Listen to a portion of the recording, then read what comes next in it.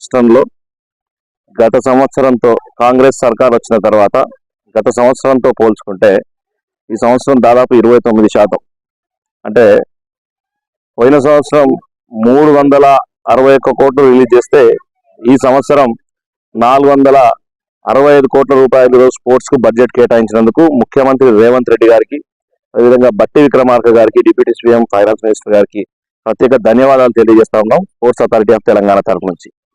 అంటే గతంలో చూసినాం ఎక్కువ మటుకు విద్యార్థులు చాలా మటుకు డ్రగ్స్ కి వీటికి అదేవిధంగా ఈ బెట్టింగ్ యాప్స్ కి బాగా అడిక్ట్ అయిన పరిస్థితులు గతంలో చూసినాం.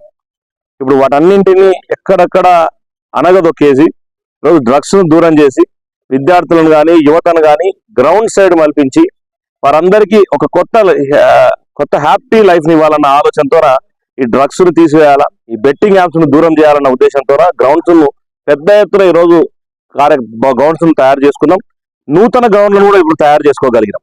ఈసారి వచ్చిన బడ్జెట్ తోన ఖచ్చితంగా ఈ ఎల్బీ స్టేడియం కానివ్వండి, ఇంకెక్కడెక్కడైతే పెండింగ్ లో ఉన్నటువంటి గ్రౌండ్స్ అంటే పునరుద్ధరీకరిస్తాం. దాంతో పాటు మండల స్థాయిలో ఉన్న గ్రౌండ్లను కూడా ఏర్పాటు చేసే కార్యక్రమం కూడా తీసుకుంటాం. విద్యార్థులకు కావాల్సినటువంటి ఎంతో మంది స్పోర్ట్స్ మెన్స్ ఉన్నారు, వాళ్ళకి కావాల్సిన మెటీరియల్ సంబంధించినది కూడా ఈ బడ్జెట్ లో ఏర్పాటు చేయడానికి కూడా అనువుగా ఉందని చెప్పి కూడా తెలియజేస్తా ఉన్నాం.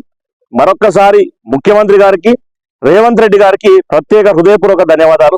స్పోర్ట్స్ అథారిటీ ఆఫ్ తెలంగాణ నుంచి ప్రత్యేక ధన్యవాదాలు తెలియజేస్తా ఉన్నాం. Thank you.